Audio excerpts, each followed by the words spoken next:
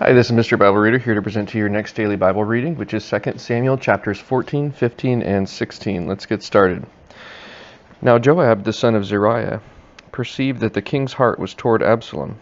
And Joab sent to Tekoa, and fetched thence a wise woman, and said unto her, I pray thee, feign thyself to be a mourner, and put on now mourning apparel, and anoint not thyself with oil, but be as a woman that had a long time mourned for the dead. And come to the king, and speak on this manner unto him.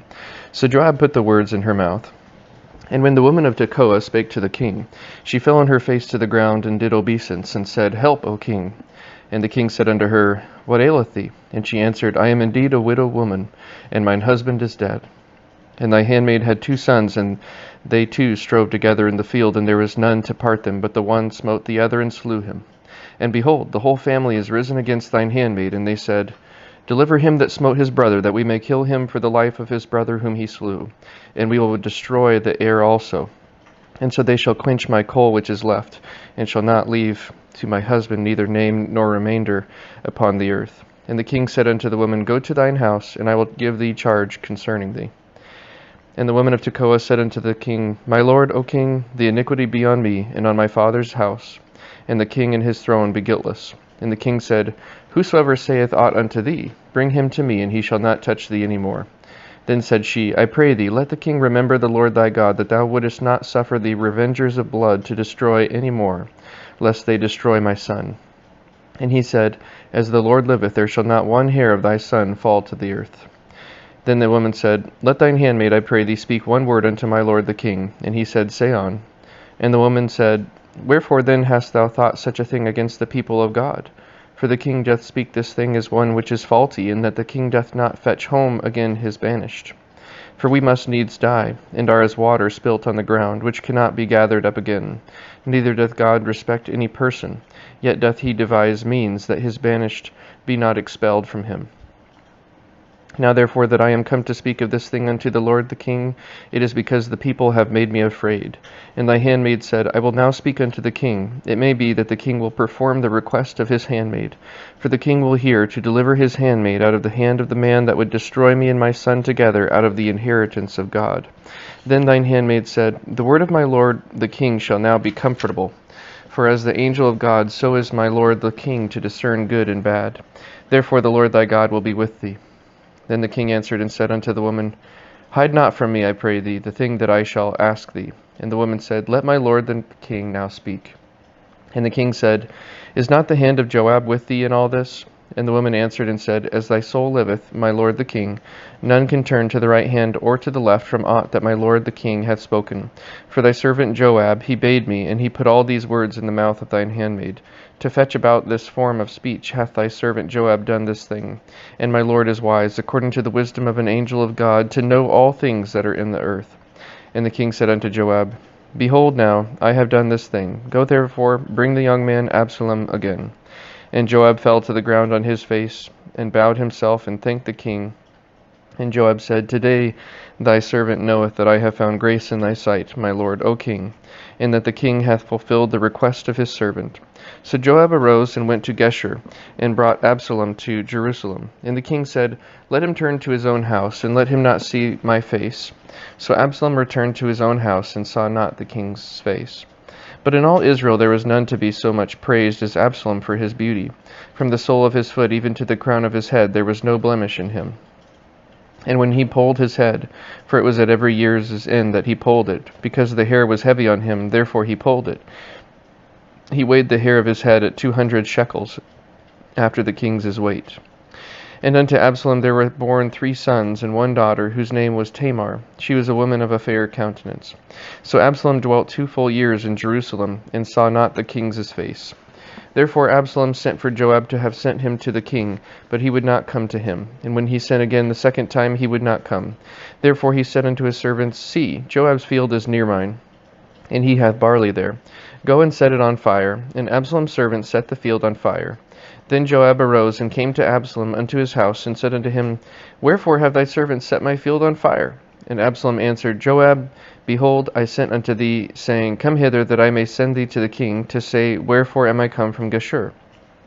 It had been good for me to have been there still. Now therefore let me see the king's face, and if there be any iniquity in me, let him kill me. So Joab came to the king and told him, and when he had called for Absalom, he came to the king and bowed himself on his face to the ground before the king, and the king kissed Absalom. 2 Samuel chapter 15. And it came to pass after this that Absalom prepared him chariots and horses and 50 men to run before him.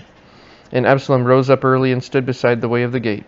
And it was so that when any man that had a controversy came to the king for judgment, then Absalom called unto him and said, Of what city art thou? And he said, The servant is of the tribes of Israel. And Absalom said unto him, See, thy matters are good and right, but there is no man deputed of the king to hear thee. Absalom said, Moreover, O that I were made judge in the land, that every man which hath any suit or cause might come unto me, and I would do him justice. And it was so that when any man came nigh to him to do him obeisance, he put forth his hand, and took him, and kissed him. And on this manner did Absalom to all Israel that came to the king for judgment. So Absalom stole the hearts of the men of Israel. And it came to pass after 40 years, that Absalom said unto the king, I pray thee, let me go and pay my vow, which I have vowed unto the Lord in Hebron. For thy servant vowed a vow while I abode at Geshur in Syria, saying, If the Lord shall bring me again indeed to Jerusalem, then I will serve the Lord. And the king said unto him, Go in peace. So he arose and went to Hebron. But Absalom sent spies throughout all the tribes of Israel, saying, As soon as ye hear the sound of the trumpet, then ye shall say, Absalom reigneth in Hebron. And with Absalom went 200 men out of Jerusalem that were called. And they went in their simplicity, and they knew not anything. And Absalom sent for Ahithophel the Gilonite, David's counselor, from his city, even from Gilo, while he offered sacrifices. And the conspiracy was strong, for the people increased continually with Absalom. And there came a messenger to David, saying, The hearts of the men of Israel are after Absalom. And David said unto all his servants that were with him at Jerusalem, Arise, and let us flee, for we shall not else escape from Absalom. Make speed to depart, lest he overtake us suddenly, and bring evil upon us, and smite the city with the edge of the sword. And the king's servants said unto the king, Behold, thy servants are ready to do whatsoever my lord the king shall appoint. And the king went forth, and all his household after him. And the king left 10 women which were concubines to keep the house. And the king went forth, and all the people after him, and tarried in a place that was far off. And all his servants passed on beside him, and all the Cherethites and the Pelethites and the Gittites, 600 men which came after him from Gath, passed on before the king. Then said the king to Ittai the Gittite, Wherefore goest thou also with us? Return to thy place, and abide with the king, for thou art a stranger and also an exile. Whereas thou camest but yesterday, should I this day make thee go up and down with us? Seeing I go whither I may, return thou, and take back thy brethren. Mercy and truth be with thee. And Ittai answered the king and said, As the Lord liveth, and as my lord the king liveth, surely in what place my lord the king shall be, whether in death or life, even there also will thy servant be. And David said to Ittai, Go and pass over. And Ittai the Gittite passed over, and all his men, and all the little ones that were with him. And all the country wept with a loud voice, and all the people passed over. The king also himself passed over the brook Kidron, and all the people passed over toward the way of the wilderness. And lo, Zadok also, and all the Levites were with him, bearing the ark of the covenant of God. And they set down the ark of God, and Abiathar went up, until all the people had done passing out of the city. And the king said unto Zadok, Carry back the ark of God into the city. If I shall find favor in the eyes of the Lord, he will bring me again, and show me both it and his habitation. But if he thus say, I have no delight in thee, behold, here am I, let him do to me as seemeth good unto him. The king said also unto Zadok the priest, Art not thou a seer? Return into the city in peace, and your 2 sons with you, Ahimaaz thy son, and Jonathan the son of Abiathar. See, I will tarry in the plain of the wilderness until there come word from you to certify me. Zadok therefore and Abiathar carried the ark of God again to Jerusalem, and they tarried there. And David went up by the ascent of Mount Olivet, and wept as he went up, and had his head covered, and he went barefoot. And all the people that was with him covered every man his head, and they went up, weeping as they went up. And one told David, saying, Ahithophel is among the conspirators with Absalom. And David said, O Lord, I pray thee, turn the counsel of Ahithophel into foolishness. And it came to pass that when David was come to the top of the mount, where he worshipped God, behold, Hushai the Archite came to meet him with his coat rent, and earth upon his head. Unto whom David said, If thou passest on with me, then thou shalt be a burden unto me. But if thou return to the city, and say unto Absalom, I will be thy servant, O king, as I have been thy father's servant hitherto, so will I now also be thy servant. Then mayest thou for me defeat the counsel of Ahithophel. And hast thou not there with thee Zadok and Abiathar the priests? Therefore it shall be that what things soever thou shalt hear out of the king's house, thou shalt tell it to Zadok and Abiathar the priests. Behold, they have there with them their 2 sons, Ahimaaz Zadok's son, and Jonathan Abiathar's son, and by them ye shall send unto me everything that ye can hear. So Hushai, David's friend, came into the city, and Absalom came into Jerusalem. 2 Samuel chapter 16. And when David was a little past the top of the hill, behold, Ziba, the servant of Mephibosheth, met him with a couple of asses saddled, and upon them 200 loaves of bread, and 100 bundles of raisins, and 100 of summer fruits, and a bottle of wine. And the king said unto Ziba, What meanest thou by these? And Ziba said, The asses be for the king's household to ride on, and the bread and summer fruit for the young men to eat, and the wine that such as be faint in the wilderness may drink. And the king said, And where is thy master's son? And Ziba said unto the king, Behold, he abideth at Jerusalem. For he said, Today shall the house of Israel restore me the kingdom of my father. Then said the king to Ziba, Behold, thine are all that pertaineth unto Mephibosheth. And Ziba said, I humbly beseech thee, that I may find grace in thy sight, my lord, O king. And when King David came to Bahurim, behold, thence came out a man of the family of the house of Saul, whose name was Shimei, the son of Gera. He came forth and cursed still as he came. And he cast stones at David and at all the servants of King David. And all the people and all the mighty men were on his right hand and on his left. And thus said Shimei when he cursed, Come out, thou bloody man, and thou man of Belial. The Lord hath returned upon thee all the blood of the house of Saul, in whose stead thou hast reigned. And the Lord hath delivered the kingdom into the hand of Absalom thy son. And behold, thou art taken into thy mischief, because thou art a bloody man. Then said Abishai, the son of Zeruiah, unto the king, Why should this dead dog curse my lord the king? Let me go over, I pray thee, and take off his head. And the king said, What have I to do with thee, ye sons of Zeruiah? So let him curse, because the Lord hath said unto him, Curse David.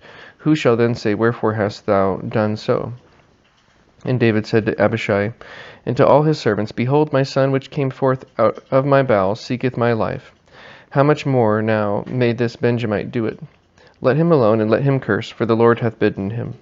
It may be that the Lord will look on mine affliction, and that the Lord will requite me good for his cursing this day.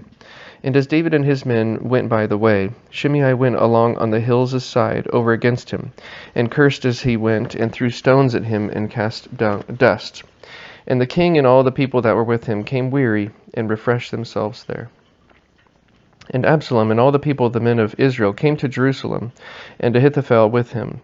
And it came to pass, when Hushai the Archite, David's friend, was come unto Absalom, that Hushai said unto Absalom, God save the king, God save the king.